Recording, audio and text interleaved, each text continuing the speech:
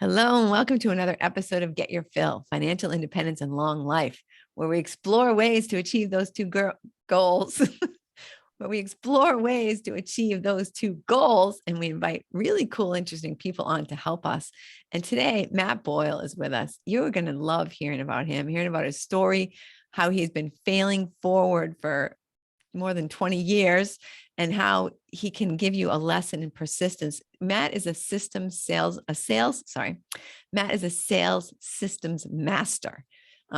In 2016, he went on a trip to Thailand that changed everything because he made like a commitment to prevent poverty-driven exploitation through job creation. And today he helps B2B businesses generate more leads and improve sales conversions by combining his world-class systems with effective outsourcing while building new employment hubs in developing countries. And we're going to talk about some of that today, but we're really going to focus on how Mat has mastered the whole entrepreneurship thing, because so many of us, right? I mean, I did the same thing. I tried something and I failed at it. And I said, oh, okay, I guess I'm just not cut out for this. So Mat, what happened when you tried? Well, tell us a little bit about how you got started as an entrepreneur. Look, I've always wanted to be in business. Like, I was the kid at school that said, whenever I said, what do you want to grow up what do you want to be when you grow up? And I said, I want to be a baker. And they said, why? And I said, because bakers make lots of dough. Like, that was, that was it. So that's all I've ever known. You know, when I first got my driver's license, I was the first one in my grade.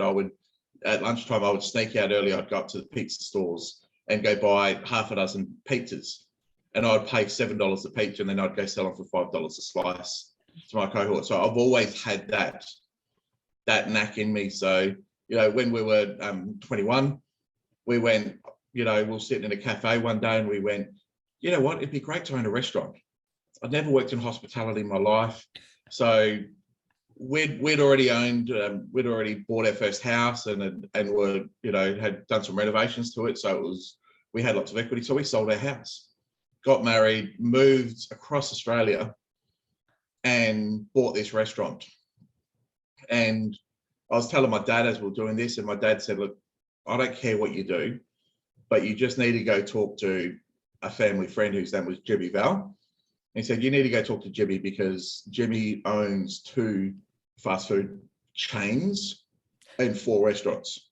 And he said, go talk to Jimmy, get his advice, and you'll be, you know, then I'm happy. And I remember I'm sitting there with talking to Jimmy in his restaurant, and he's looking at the financials and looking at the pictures and remembering this guy's got 2 chains. I think there was about 15, you know, fast food outlets between the 2 of them and 4 restaurants. And he's saying, don't do it. You're going to lose. You're going to lose everything. You know, it's the rent's too high. The expense is too high. It's in a shopping center. Don't do it because of blah, blah, blah, blah, blah. And he listed all the reasons why that this was destined to fail. And he goes, let me find you something that you can make money out of. I'm like, no, you don't understand, Jimmy. It's here, it's on the river, it's this, it's perfect.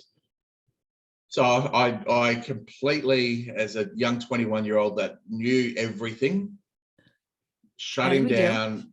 Yeah, I shut him down and I said, mate, you don't know what you're talking about. I'm going to do it. My instincts are right on here. And well, 18 months later, they kicked us out. They locked the doors. We'd lost everything. Everything that Jimmy said would come true did. So it was the biggest learning curve that I've ever been on. It was probably the best thing, in hindsight, the best thing to ever happen to me, because I got that smack in the face as far as what it really takes to run a business, what it really takes to be successful, looking at cost control, management, and all that kind of things that up until that point, I had no idea I needed to know. You know, I had no idea what a balance sheet was then. It was just going, you know, oh, we've turned over $40,000 this week. Great, I'm going to go spend $40,000. That's what you do, don't you? You got money in the bank, you spend it. And so, yeah, it was a horrible experience, but it was the best learning curve. And it was something that where I was at and where my DNA was at, I needed that reality check. You know, like I don't believe that everyone needs to fail to become successful. But I know I certainly needed to get that smack in the face and that reality check to put my ego in place to be able to kind of, do, be able to learn what you needed to learn and go, oh, I'm not 6'8" and bulletproof, and where my legs on the outside. I'm not Superman. I'm in. I've got faults. I've got weaknesses. I've got areas that I can fail, and failure hurts. So that was our kind of first foray into business, and part of the recovery through that, because bankruptcy here in Australia is totally different to bankruptcy in the United States. It's a lot. It's 20 years after the fact, I'm still paying the price for going bankrupt. It was 3 years before you could even begin to rebuild. And we when we got out of bankruptcy after 3 years, our first loan that we took to rebuild our credit rating was 32% interest we were paying. Wow. It was astronomical, but it put me into the situation of getting me back into sales. So it's one of those things that it kind of led me to point B, which led me to point C, and eventually led me to where I am now. So that got me into sales. Wow, interesting. And as we were kind of going through this bankruptcy, we had a couple of things with my wife's parents got sick, so we had to care for them and support them financially. We kept having kids, so we had 6 kids in 8 years without having. And how does that kids. happen? Like, where are these kids coming from? Oh, mate, I don't know. I think I slept through half of it. It was crazy.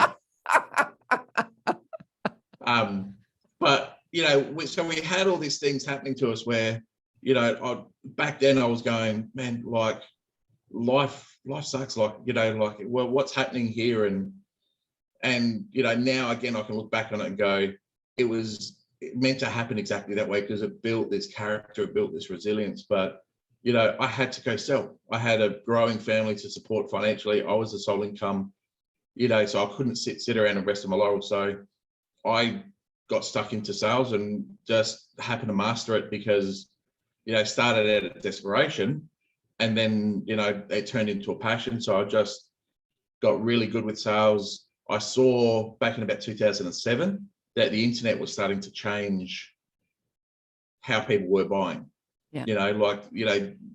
Businesses were just starting to figure out, oh, we need to market online. So I kind of was one of the first guys to see this shift and started to deep dive into that. And at the time I was working in the automotive industry. So I went into my boss and said, we got to figure this out, and convinced him to let me lock myself in an office and figure out how to sell cars over the internet. Wow. So today everyone goes, well, that's what we do. Back in 2007, that wasn't the case. Like, it was just not at all. The internet was this annoyance. Yeah. So we figured that out, and right at the time then, when a couple of years later, when other dealerships started cottoning on, I was the guy that had all the answers. Yeah. So I was able to leverage that into my second business, which was training dealerships how to sell cars over the internet, and that grew us really rapidly, right time. And we had 4 offices around Australia and about 60 dealerships, and we were training about 3,000 salespeople. Wow. And that happened pretty much overnight. Like, it was right timing. The fact that they had all these questions, and we were the only people that had the answers. So we just, for about 3 years, I just flew around Australia, training dealerships and putting systems in place and all of that kind of stuff. And then we led to 2015 when I meet someone who's working over in Thailand, and I start hearing the stories about what he's doing with rescuing women and rescuing kids, and the depravity, which is exploitation and trafficking. And I convinced him to go over to Thailand, and I spent 3 weeks doing this, rescuing girls and women, and going into brothels and pretending that I'm interested in these girls to effectively buy them off these traffickers. Wow. And be able to set them free. And that's when everything changed, and I went, there's got to be more to life than just making a profit. Up until that point, I was looking 100% on me and my family and making as much money as I could. Yeah. And it was at that moment I went, oh, there's actually so much more I can actually give. I have to do something to help these people. And, my whole perspective changed. And we literally changed the business in a heartbeat and went, well, we're not going to train these salespeople anymore, because one of the things that I couldn't stand was the fact of none of these salespeople that I was training wanted help. None of them wanted me to be. None of them wanted me to be there. And I knew that 30 days after I left, even though I've been paid, I've walked out with a suitcase full of money. 30 days after I left, they would not be doing anything, and everything that I taught them would be completely forgotten about. So I went, well, if I can take all the stuff that I'm teaching people and I can figure out how to automate it and how to outsource it and how to do it in a way that is going to actually improve the results for businesses, they'll still give me that suitcase full of money. But instead of me training them, I'll just build the systems and build the team. Yep. And then I can go create jobs, and I can build an employment center in Thailand, in the Philippines, in Cambodia and Vietnam, and all these places where there's poverty and exploitation. I can go build this employment center. I can go create jobs and give these women and kids an option other than prostitution and other than drugs and other than all that other stuff. So that's where our kind of journey took a nice big pivot. And yeah, we changed it in a heartbeat. And yeah, that was another fun experience, because me being the visionary and still not really understanding financial forecasting, and I now have a CFO that manages my finances. So I learned cover your back and have someone that minimizes your weaknesses, because I had no idea how much it was going to cost. I had no idea how long it was going to take. And through that journey, we went through financial disaster a second time. We lost our house, everything that I'd spent 15, 16 years building back up. Wow. Got given away. We did go bankrupt a second time, but we literally got wiped out where we had $50 to our name. Wow. And at that time, single income with 6 kids, you know, it was hard. And, you know, I sat there at this place, and I just, as it was all kind of falling apart, and because like in so many cases in business, the owner thinks it's fine until it's not, because the owner has that resilience and going, well, if I could pull this string and this string and this string, you know, it's going to be fine. And, you know, you're always playing that juggle. And then as soon as you drop one plate, everything else falls. And that's what happened with us, that it was very, very quick. It was very sudden. It was like, it was fine. And then we got the knock on the door, and then we said, you know, you've got 30 days to get out of the house, because it's not yours anymore. Wow. And, you know, that was what we thought was our dream house. That was that. I had a couple of classic cars that, you know, I had to sell one for pennies on the dollar, and I had to swap one for a Hyundai i30, which, you know, picture having a Shelby Mustang and having to swap that for a Hyundai. And that's what I had to do. So, you know, but that was just that from that dark point, you know, the words that kept coming through me were just keep going, because you're in so much pain. You've had so much. If you stop now, none of that goes away. You know, if you stop now, all of that pain's for nothing. Yeah. Where if you keep moving forward, I promise you it'll be fine. And from, you know, I just made that commitment, and for 3 years in a row, we doubled the business profits, and we really kind of got on that good growth curve. We, you know, while doing that, we did some deals in the property market and bought some cheap property, renovated it and flipped it. And 4 years after, we'd kind of made back everything we'd lost, and then some more. So yeah, it's been a long journey And kind of a roller coaster. Yeah. Oh, it's been fun. But you stayed with that business in Thailand, right? You just continued to evolve that. Yeah, I just continued. I really had no choice. I wanted to quit. You know, I wanted to give up. I wanted to go back, but I really, as I kind of sat there and, you know, was sort of looking at the options of going, well, if I go back and get a job, that job's going to pay me a quarter of what I can earn in my own business. So I'm going to stay buried in debt. I'm going to stay struggling for the rest of my life if I go back to a job. Yeah. And I went, well, if I go start another business, I'm starting from scratch. So I haven't got any buffer. I haven't got any money.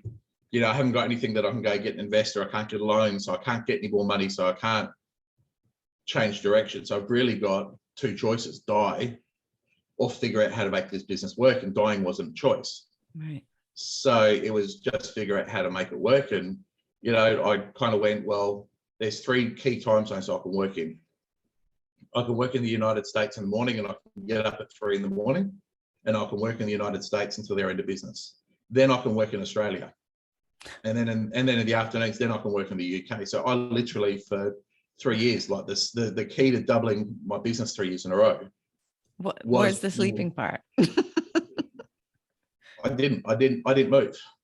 You know, I literally sat in front of my computer screen doing video calls and marketing and generating leads and hustling and just working harder than anyone has ever worked in their life for that 3 years to fix it all up. And between that, I'm renovating, I'm project managing and renovating a property. Which is a full-time job by itself. Which is a full-time job. And, you know, that's what I needed to do. Like I had, there was no other choice. I could sit there and wallow in my misery and stay broke and not actually be able to make this impact. And, you know, it's one of those things, it's really hard to explain until something really touches you and you get moved at the depth that I did, where it wasn't about me, it wasn't about my family, it was about this. It just, that trip to Thailand just moved this passion in me, you know, in a way that, as I said, I really struggled to explain how much that impacted me and how much that drove me. And, you know, that was the thing. As I was kind of, you know, working, it was just, no, I've got to make this difference. I've got to be able to do it. And, you know, I figured it out. It just, you know, I figured it out ugly. And then I just got more efficient and more efficient and more efficient. And, you know, that's where the growth came from. Wow. But let's just step back a little bit, because you said, you know, when you lost your first property and the whole restaurant thing didn't work, that you got into sales. And for a lot of people, sales is the hardest part of their whole business. I mean, do you feel like you had an aptitude for it, or did you have to kind of slog through and figure it all out? Look, I had to figure it all out. Like I had, you know, one of the biggest reasons why people hate sales and struggle with sales is it's actually hardwired into us. Go back to caveman days.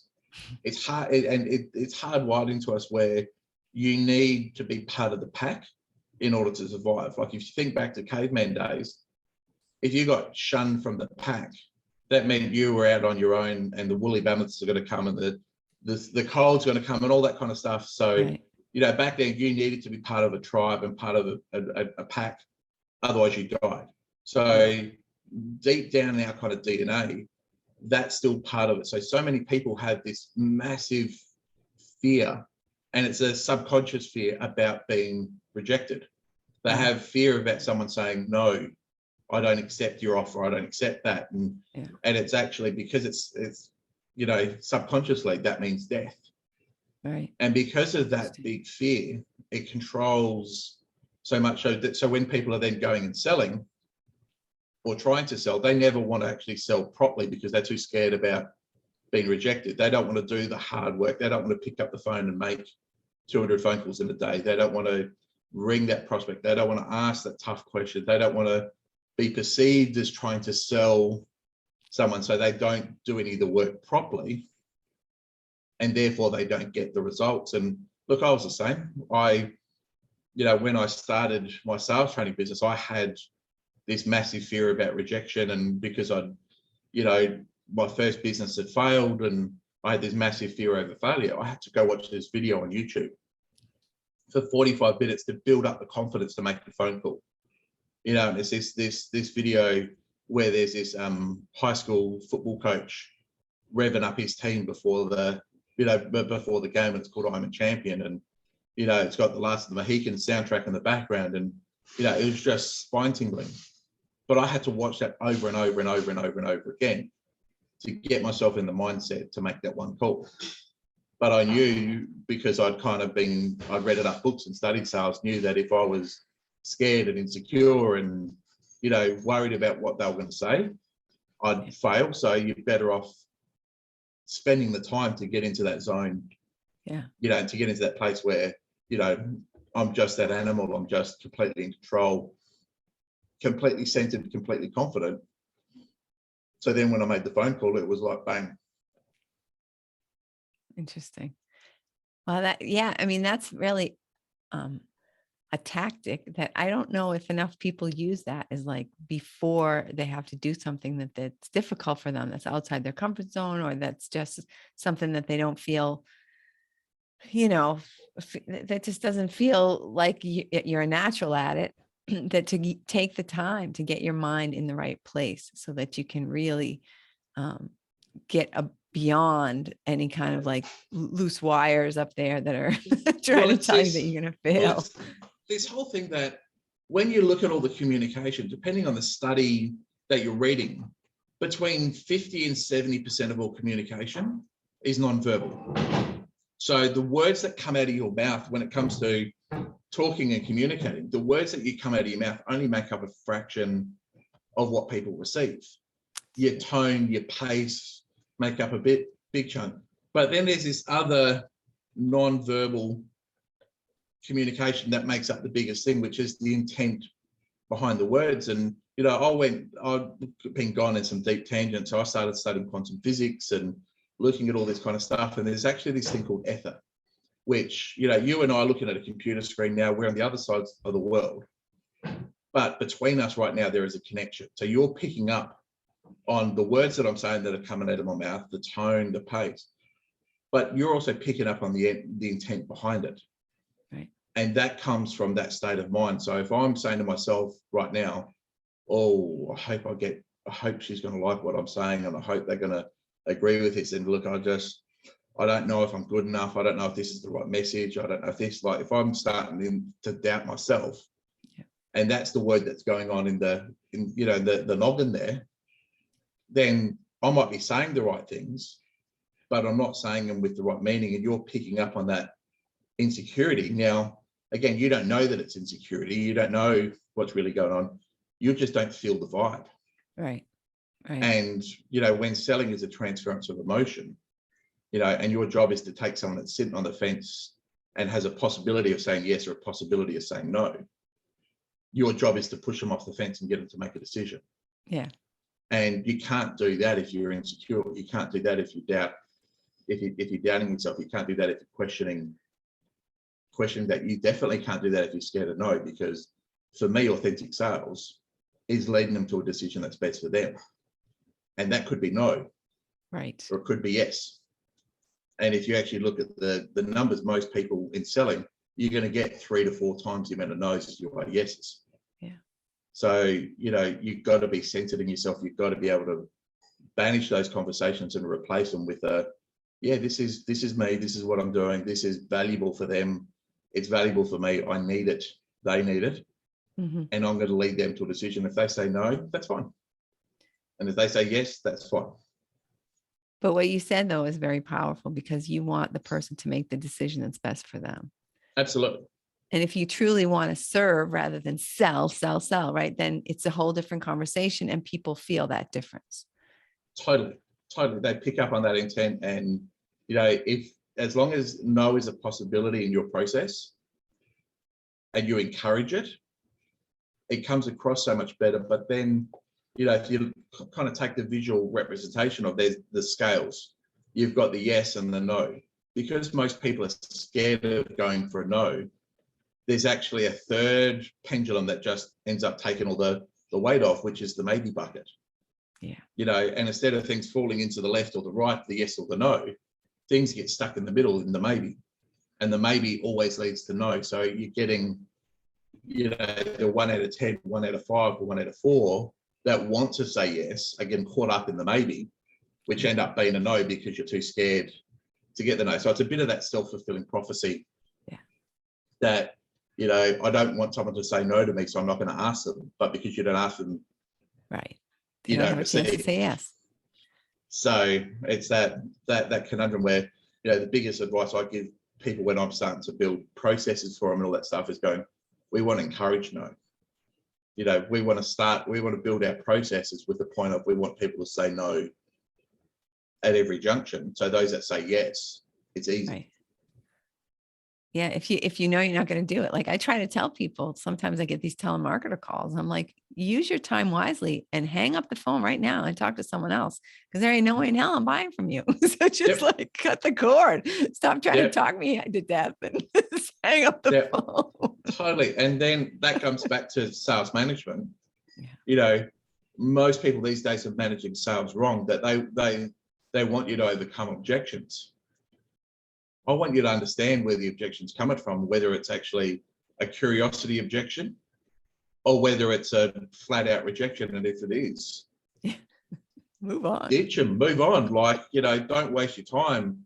You know, if someone's not going to let you get your value prop out, don't try to convince them otherwise. Like if they move on.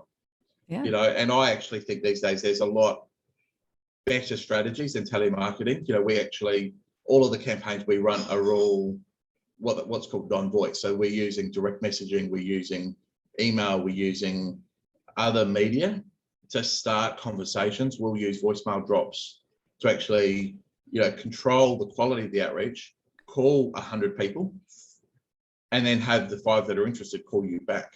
So we build these campaigns to save a bucket load of time, so you don't have to deal with the cold ass rejection that, you know, like when I was telemarketing and selling cars, I had someone get an air horn on the phone and said, here, you know, I did my pitch, and she said, just wait here and come back a second. And she had an air horn and blew it in the phone and said, bugger off. And, you know, you don't have to go through that anymore.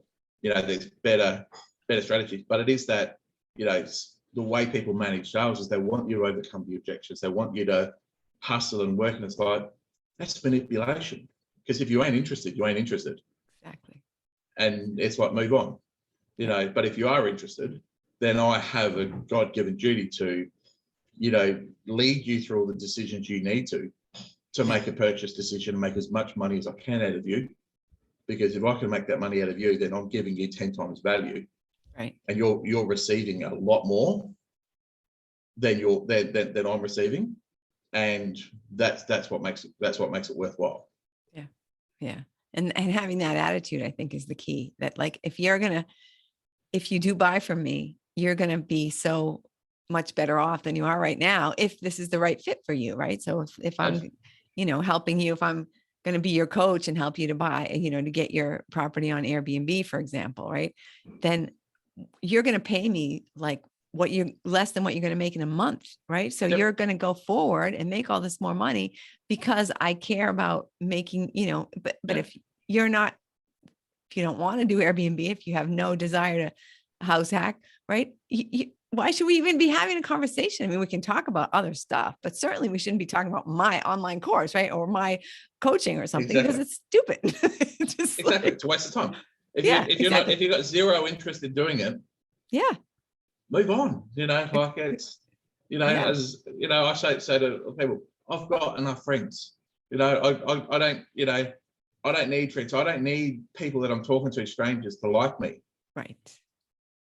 But those that are interested and those that need help with selling and those that need to build a team and scale their revenues and all that kind of stuff, you know, they need me. Yeah. And they need what we do. And, you know, the value that they get is 10 times the value that they give. Yeah. And then that 10th that I get to give and go get 10 times value over here. I've got a moral obligation to go and do that. But, you know, if that's not you, that's fine. As I said, I've got enough friends. I'm, you know, I know I'm secure in my pack, and I know that you can say no to me, and that doesn't mean death. That just means, okay, we're not a fit, or we're not a fit now. Yeah, that's fine. Move on. You know, move on to the next one. Absolutely.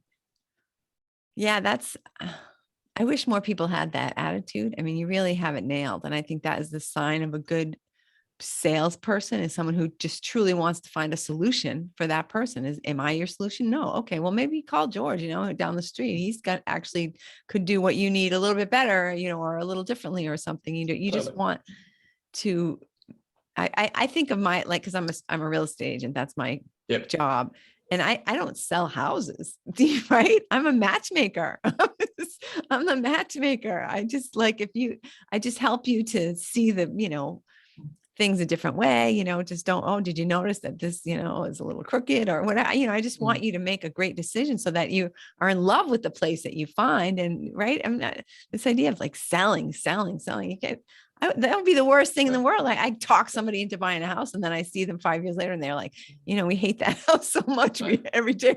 I see the real estate agent that sold us our house, and I shared with you offline the story with our house that there's no way we should have been able to buy this. Like it was, it's just a special property. It happens to be right next to the lookout that I was praying at 4 years ago. It's like you get the world's best sunrises, sunsets, you name it. I watched this property on the market for about 6 months, and I looked at it probably every second day going, I wish I could afford it. I couldn't afford it. And the real estate agent who had shown us through a few other properties rings me out of the blue and said, I've got this new listing. It's just coming online. It's not on the internet yet, but I know what you're looking for. It's going to be perfect for you. And so we went, okay, went in and had a look through this house, and we ended up making a full price offer. And because it wasn't quite on the market yet, they wouldn't sell it to us because they couldn't find anything else. It happened too quickly and whatever. But we made them an asking price offer and good terms, but it just was too quick for them. And so through that process, I said, oh, what about this other house? I said, and he goes, you know what? I reckon he'll take the money you've just offered on that. He's he needs to sell it. He wants to sell it. And my wife, I hadn't even told my wife about this house yet because I just knew we couldn't afford it. Yeah. And so he drove us up the mountain and then had a look through it. And I had to convince my wife and had to promise her that, if she didn't like it, we would sell it after a year. And that was me selling into her. Yeah, but right. the real estate agent, all he had to do was pick up the phone and ring me. And I came to look at this one and we went, yep, we want to do this. And then when that fell through, all he had to do was drive me up the mountain and walk through. And I spent an hour walking around the house and I said, where do I sign? Yeah. There was no selling involved, right. But I see him every time I see him, I buy him a drink because, I've made so much money by buying that house. He's helped us in that, but I've also had so much joy. I've had 2 years worth of watching amazing sunrises every morning. Yeah. And I'd never have got that had he not picked up the phone and rang me. Yeah, exactly. And I'd never have got that had he not, been curious to go, well, when deal one fell over, to sit there and go, well, how can we make something else work? Like if he hadn't done his job, if he'd just given up then, he would have missed out. He would have I guess Matt just doesn't like me. Yeah. He would have missed out. He got paid once, and I don't know what the commission is. It may have been $20,000 or something like that. He got paid out of it. So he got a nice big lick. Yeah. When we bought the house, I've made 50 times that just from buying it.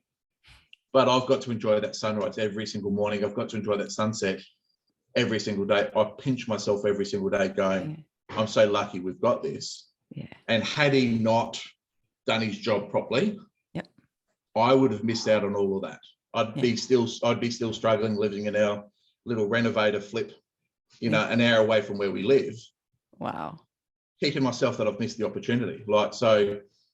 That's it, because he knew that they would take what you were already offering, right? You didn't realize that they would be willing to do that. So later on, you would have found out it's sold for that price, and you'd been like, "Oh my God, I can't believe we could have had that house." Absolutely, I would have missed out on everything had he not done his job properly. So that's the flip side. Now that's someone saying yes, but the only reason I said yes is because he asked the questions and he did it. Yeah. He did it right. Where had he just gone and just followed what a lot of people do and going, oh well, that deal's fallen through. Next, move on. Yeah, but he wanted to be a matchmaker. He wanted to make you happy. And what is it that you want? I mean, you're going to buy something. Why not work together? Why can't I help you do that? So it's been, it was fun, but it's that interesting perception that's what I see. Everyone that struggles with sales and everyone that struggles with marketing, not every one of our clients succeeds. Right. And I can build the world's best systems and I can do all of this stuff, but at some point in time, I need to hand it over to a client and I need to go, here, this is the lead. Here's all the information about them. Here's what they've said so far. This is what you need to say. And we'll hand them this, we call them lead packs. So by the time we hand the lead over, we've profiled them, we've got surveys, we've got this, we've got people, like we give everything. So it's like, it is literally like a walk up sale. Follow the plan of the lead pack and you'll be fine. And not everyone is successful. And, that just comes down to not everyone wants to follow the process. They're not prepared to put the work in. They don't want to. They avoid it, which is fine. That I look back at it now, go, they're obviously not in enough pain themselves. They're not in enough discomfort that they can get away sticking in their comfort zone. Right. Yeah, comfort zones are scary. Is like the worst place to be. Oh, it's horrible. It's horrible. Like nothing good happens there.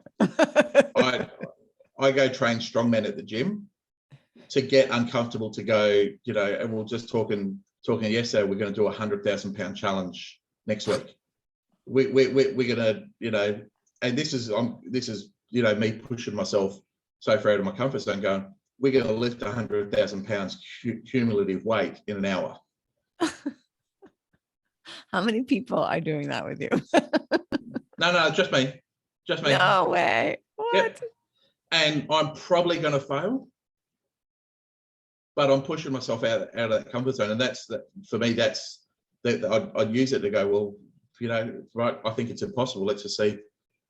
I don't think I can do it. Pull a train or something? I mean, no, it'll just be doing squats. So every squat's 200 pounds. Every deadlift's 250 pounds. Every bench press is 60, 80 pounds, 100 pounds, something like that. So we've got to work the strategy out. We've got to, do it. We've got to do it, but it's just that cumulative weight. So if you lift 200 pounds 10 times, there's 2,000 pounds. So do that 50 times in an hour. So it's a big, scary number. It's a big, scary goal. I sit there and go, I think I'm going to fail, but you know what? I'll give it a shot. It's out of my comfort zone, but it's to succeed. You've got to think of strategy. You've got to be prepared. You've got to be organized. So you've got to do everything like that. Well, and if you don't try, you're definitely going to fail. So absolutely. So, I use that to keep pushing my comfort zone. And I'm getting, I love the fact that I said I lift stupid heavy weights, but I push that, and people go, how have you done it? I said, well, 2 years ago, I was lifting half that. And I've just pushed myself every week, and I push to get better and stronger, and now I'm, now I'm actually lifting that, So it's that challenge of pushing yourself out of the comfort zone. But complacency and comfort, are the death bell of entrepreneurship. You need to be uncomfortable. You need to be, you need to be sitting with that nervous energy. Yeah. Going, I need to be doing something else. I need to be doing something more, because otherwise you're just not going to put in enough energy and effort and work into your mission, into your goal, into your business. And it also means when adversity hits you, because I guarantee you, adversity is going to hit you in business at some point in time. It's going to happen. Yeah.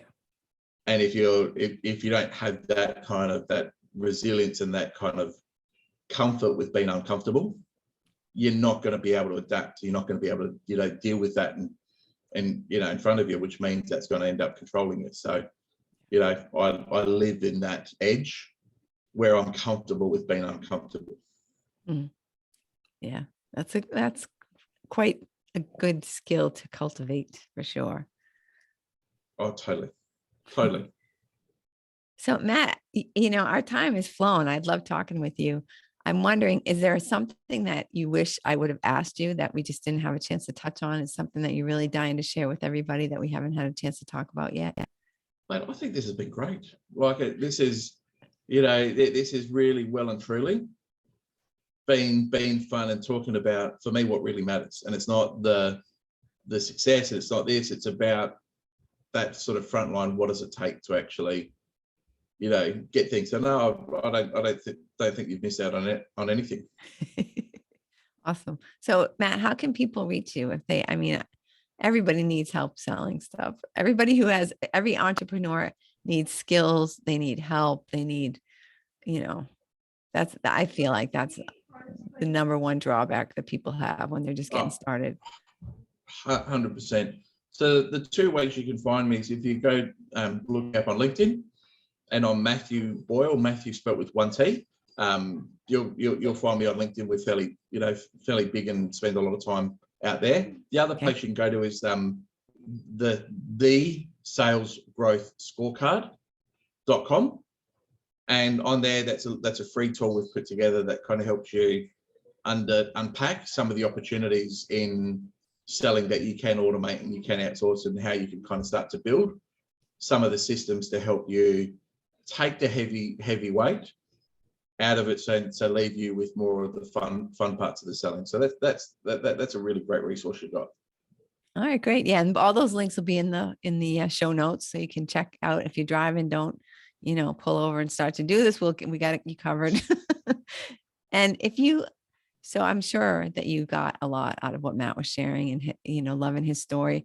If you stop now and think of somebody else who would really benefit from hearing from Matt, and just shoot them a copy of the podcast, because they will thank you. They will thank you for your help in getting their sales to a place where, getting sales out of the fear zone and into the, happy place. Thanks so much, Matt. Thanks so much, Matt, for being with us today. And thank you, listener, for listening. Have a fantastic week, and we'll see you next week. Thanks for having us.